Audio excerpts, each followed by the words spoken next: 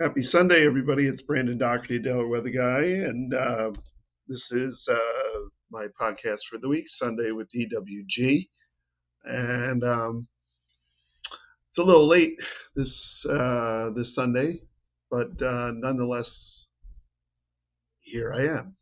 And I'm also on video, so those of you who are listening can't see me, and those of you who see me can hear me and see me. So um, the best for you. And remember, my video will be on YouTube and it will be on my weather page, Delaware Weather Guy. So no music this week, just kind of going straight in uh, because of time. Uh, Today, nice day today compared to yesterday when it was all rainy. We received a pretty good amount of rain. Most areas saw at least 3 inches. Uh, well, we saw a minimum of at least 2 inches in most areas and maybe three. It kind of ended a little earlier than I thought. I thought it would maybe end four-ish, five-ish, and ended about three. So 1 or 2 hour difference may have made the difference between some places getting three or some places getting four, or most places were at about 2.5 by the time lunchtime came around, when it was really coming down. Temperatures in the area today are mostly in the high 40s and low 50s. It's not, there's a little tint of wind out there. It's just breezy enough to give us a cool day, nice day. But that is going to change this week. Temperatures are going to be going up, no problem. So what I want to do is concentrate on a little futuristic outlook while not giving a lot of details, because of course with long range forecasting you can't really give a lot of details, and those that do give you a lot of details are giving you a lot of gobbledygook, and I don't want to do that. So I'm going to start with the potential, the outlook for um, sorry, I'm trying to put this back. The potential for the totality for the solar eclipse coming on the 8th, on April 8th. So I'm going to go back one run because this is running, the 18Z is running. Okay. Snowstorm out in the Midwest today. We're going to get a little bit of rain on Wednesday, not a big deal. Maybe a bigger rain on Thursday, and then that goes out. All right. So let's do the setup for April 8th. This is the 4th, little here and there. Okay. So this is April 8th.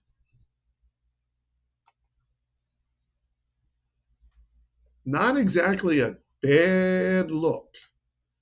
This is actually a very intriguing look at potential for the totality event on the 8th. So let me I'm getting a pen here. All right. So this is the 8th, and this is 18Z, and this is about the time that the totality starts. And forgive me for not being, precise with this, but if this is the way the map looks, if this is the reality on the 8th, then we're all in store for a really great show. Okay, especially in the path of totality. So, I mean, we have a high pressure down here in the Gulf that pretty much dominates the eastern seaboard as well. We have a little rain, splatter of rain here up near the Great Lakes, which could create some cloud issues. Um, but south of that actually looks a lot better than north of Cleveland, let's say, northeast of Cleveland, let's say. So if I'm going through the path of totality, this is looking pretty good. So starting down here in Dallas, going through southeastern Oklahoma, cutting through Arkansas, pretty much all of northern Arkansas, Little Rock, places such as I'm not really a knowledgeable geographer of the state of Arkansas, so all I really know is Little Rock. So Little Rock though looks fantastic if you're there. Southeast of St. Louis, even St. Louis itself would be a decent place to see it. Southern Illinois, southeast Indiana, northern Ohio, central northern Ohio, all looking pretty good. So if you're along the 100% path, you're in good shape. If you're on the 90, 80%, you're even looking better, because if this is what the map looks like on the 8th, we're going to get a good show, and it's going to be nationwide. Even the West, which for the most part, west of the Rocky Mountains, won't really see a significant amount of the totality, is looking pretty good, except for Idaho, Washington, and maybe Oregon and parts of Northern California, which are only going to see they're in the 20% chance. So there's really not much of a chance for them to see much at all anyway. The only place on the East Coast that looks like forget about it is Southern Florida,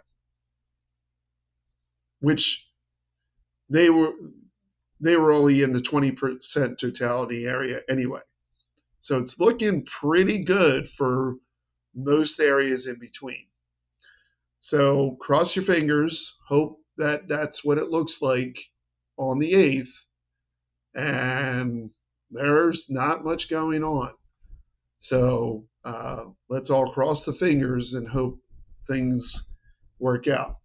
All right, so the lookout for the spring and summer. Now I'm going to speak in grand general terms. We're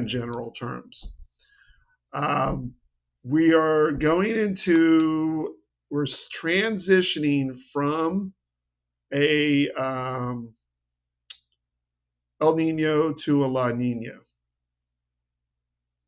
Sorry, I'm trying to get this. Okay, so here is the outlook as of right now.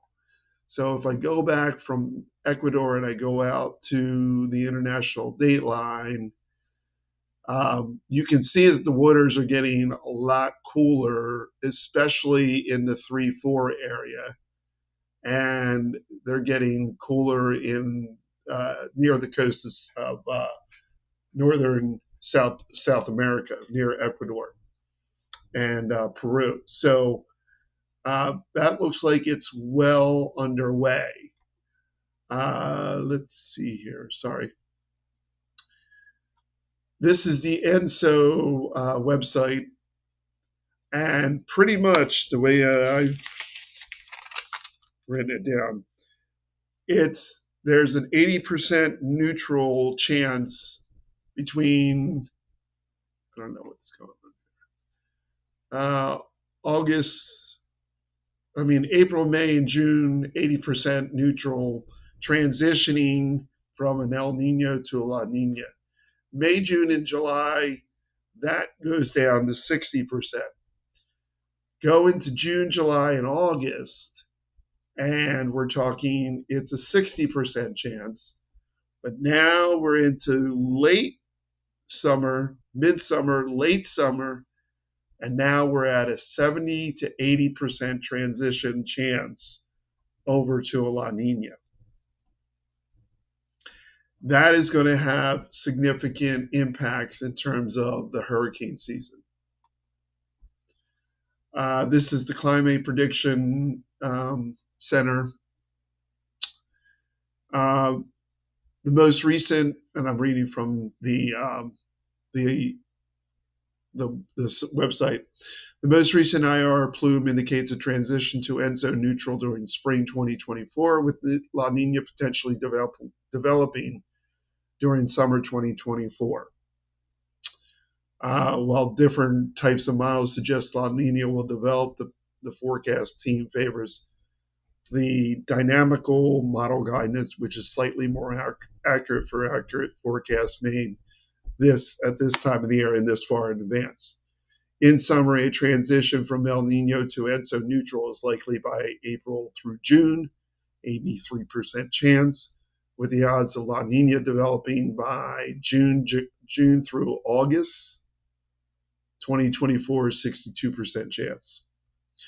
So what would that mean? What would all that transition? Hello, our little tropical storm, little hurricane. Hi, headed towards, it looks like South Carolina. Yes. Unfortunately, I think this is what it's going to mean, folks. We are going to be in for a active tropical season. What does that mean? I have no clue. I don't know how many storms. I don't know how many will be terrible. I don't know how many will be nothing. We could have 25 tropical storms that reach nothing but Category 1 status. Or we could have 6 and they all reach Category 5, Cat 5. I mean, that's really where the extreme is right now. So, but in terms of summer, for most of the area, I do want to get one more image before we go here. Sorry for the little pot delays. There he goes, the new pattern in the summer. Spring and summer. This is probably going to mean, at minimum for us, it's going to mean a wet, hot, humid summer. I'm getting this chart up. If you're listening, you can't see it. Okay. So let me bring this closer. A typical La Nina, a classic La Nina, has the polar jet way north. This has the polar jet way north, cold air coming into the northern tier of the country. Meanwhile, the Pacific jet kind of lifts it, kind of parallels it, and keeps an even pacing with it. So, and it kind of dips a little bit, but not like way down to the Gulf. So what does that mean? That means that wetter than normal conditions in the Midwest, drier conditions in Texas and Arizona, New Mexico. Probably that means more tornadoes, more severe storms, drier in Florida, which is dry and hot, and warm air invades all the way up to the north, and that means a hot, wet, sticky, humid summer. Yeah. So and went on the Pacific Northwest.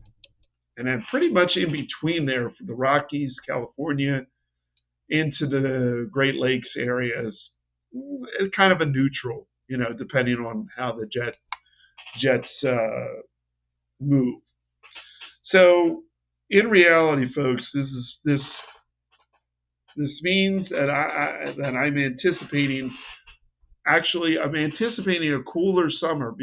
Cooler spring, because we're transitioning into the La Nina, and a torrid summer. That's pretty much where I'm going, and then that's going to lead into the winter, and then that's too far off to even think. Now, and it all depends on the timing and the strength, which we won't know about for months ahead. So, in generality, that's it. If you like general claims of this is how it's going to be, then you came to the right place. If you want specifics, I don't know. I don't have them for you. So you need to go someplace else, because nobody has them yet, and nobody will until till we're there. All right.